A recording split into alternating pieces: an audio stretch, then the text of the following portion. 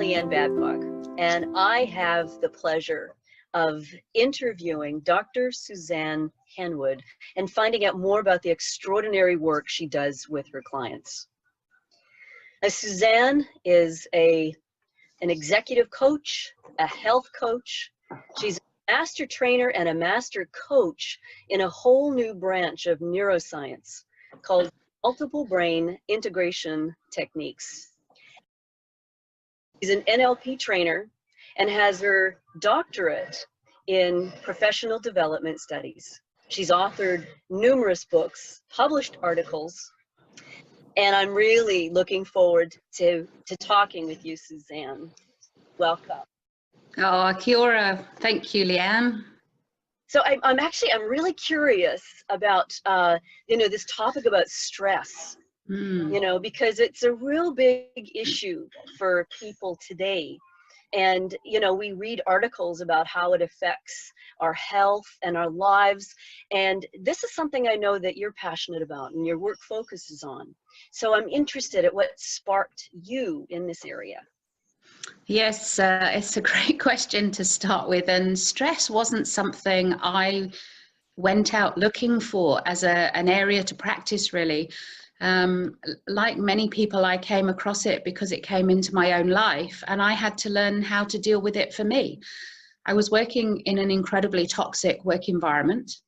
I was a senior member of staff. I'm quite a strong, feisty woman, quite capable, and I found myself experiencing stress, and I didn't really have skills to handle it well. I tried to handle it by changing the situation, by changing what was going on around me, and that failed miserably. It was something that was outside of my sphere of control, sphere of influence, and in a way, everything I tried to do just increased my stress even further.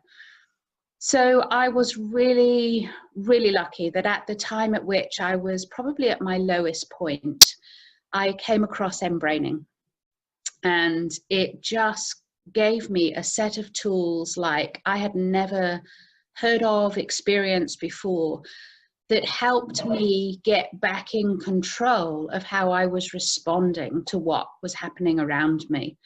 And so just learning the simple breathing techniques, the focusing techniques of what was going on for me inside, what values were being conflicted, how I felt about me as a person, the head, heart and gut response to the stress helped me literally change how I was experiencing it.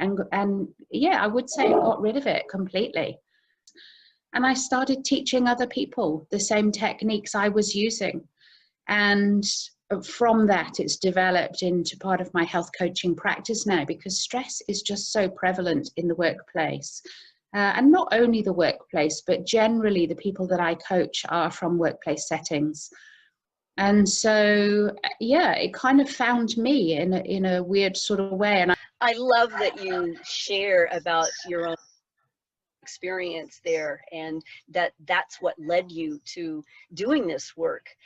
But tell me, I'm curious, is this something that you always thought you would do? No, not at all. I've always been a people supporter and encourager. No, I would never have dreamt I would have been someone who would be working out of a health clinic, helping people manage unhelpful, unresourceful stress. Now, let's talk about bullying. I know that this is something that you have written a number of articles on. And so, yeah, can you say a little bit more about your work in this area? Yeah, this has been another one that took me by surprise. So at the time where I was in this toxic work environment, I was being bullied. And so that was the start of my journey really into all of the stressful work environment and the bullying culture. But I didn't realize that isolating someone, alienating somebody, ignoring somebody also constituted bullying. Like many people talk about with stress, they get into a disempowered downward spiral, and it almost gets to the point where you feel like you can't get out of it. And at that point, as I say, I was just really lucky. I came across mBraining. I had that massive stop and a chance to reevaluate, reskill, upskill, and then start to come back up the spiral with a massive realization that I was responsible for my response, which was not what I wanted to hear when I wanted to blame them for creating my stress. So say more about bullying, Suzanne. Definition is really about it's deliberate, it's consistent, it's over time, that even when people are called on their behavior, it carries on. And bullying can be something as simple as just being completely isolated and ignored. And I know that was the form of bullying that I experienced. So what I would say to someone is, if they think they are being bullied, to go and get support. Don't do it on your own. Go and seek support early. And it can be difficult in the workplace to do that, because the minute you kind of raise the issue, it can actually increase difficult behaviors at work. So go and find a coach outside, just talk it through in a nice, safe space, check it out for yourself, and be honest about your response to it.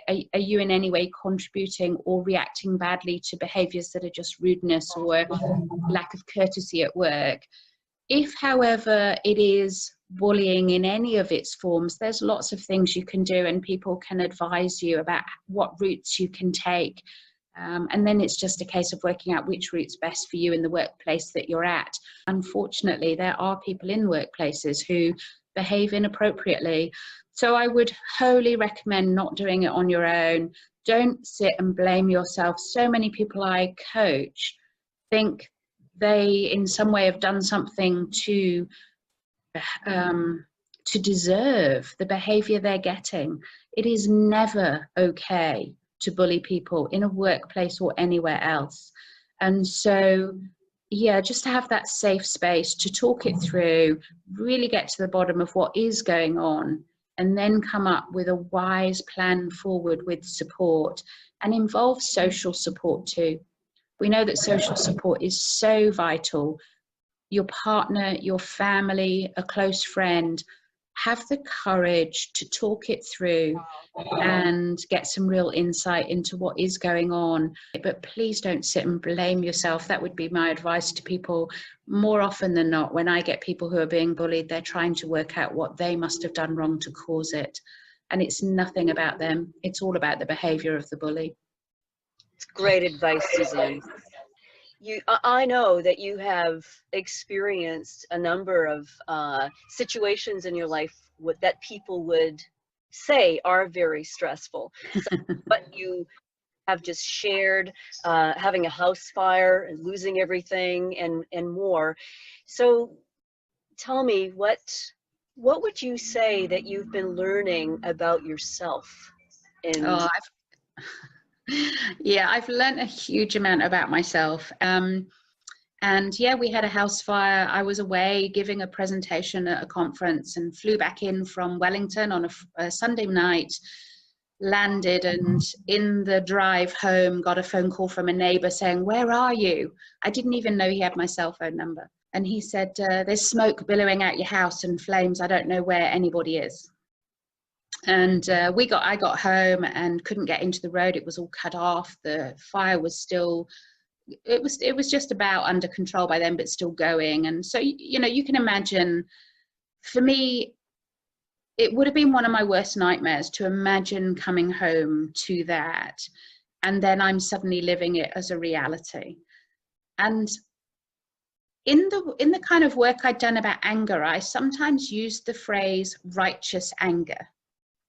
That sometimes anger is okay, that it's wholly appropriate and wholly expected, and no one would think that you wouldn't be angry at whatever had happened. And for this, I kind of use the term righteous stress. That if you're stood outside your house watching it burn, and there's nothing you can do, you just have to wait till the fire crews have done their job, that to me is righteous stress.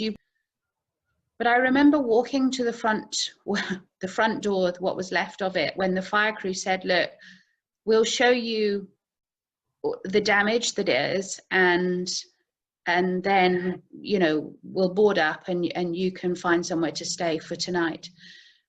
And I took my son by the shoulders and I said to him, look, whatever we find inside is replaceable. We're all okay. That's all that matters. I did have my fingers crossed because we couldn't find the cats at that point. But that was the approach right from the first moment. We are going to get through this. I think that whole mindset changed the tone of the whole experience. It gave me a lesson about choice and mindset that is hard to put into words. And again, had somebody tried to say that to me earlier when I was in a stressful work environment, and they started just saying to me, it's all about your mindset and what you choose to do and how you choose to respond, I probably would have hit them. It wouldn't have been what I wanted to hear. But that is the reality. And so a lot of what I do with my clients now is gently and from a safe place, having got them in a more balanced place, begin to put the suggestion to them that they have far more control than they think they do if they find that different place in their minds. Thank you so much for the work that you do, Suzanne, with your clients. Yeah, very valuable work.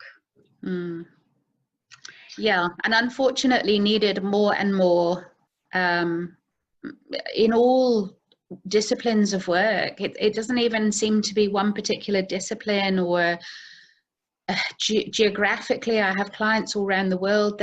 There is just something going on in the world that is creating uncertainty and massive disruptive change, and we don't know, we're not taught in schools how to handle that. Thank you for all your gifts that you share and the difference that you're making with people, and using your own life lessons to coach, to help people have extraordinary lives. I would say it's my pleasure, and it is my pleasure. As I say, it's not where I would have chosen to go, but turning that round to help other people now, that's clearly part of why I'm on the planet. It's not all that I do. I go into companies and teach it to companies. I go and try and change how companies are leading their staff so that they don't get to this point. I think there's a huge responsibility on leaders too in the culture that they're creating in the workplace. So I do work at several levels. The coaching with individuals is one of those levels, and I love doing that, but I don't do it full time because I think there's lots of other valuable work in the same field. And I've recently set up the Healthy Workplace with Sarah Carruthers, and that's been a really interesting kind of movement on from the individual coaching and the individual consultancy that I do, now working with a wider team, just to change and enable workplaces to thrive and flourish as well, has been a good extension of this work and something that's equally as important. So I divide my time between that and training people in these skills through mBIT coaching and mBIT training so that other people can go and do the work that I do as well. Wonderful. Well, thank you so much for being available for this interview. It's been exciting to see you and spend this time with you. No, it's my pleasure, Leanne, and lovely to share some space in your camper van for a little while. Yeah, it's great. So my name's Leanne Babcock. I'm an author, an intuitive, and a passion coach. I help people follow their heart, find their passion, or expand their passion. You can reach me at leannebabcock.ca. Fantastic. Thank you, Leanne.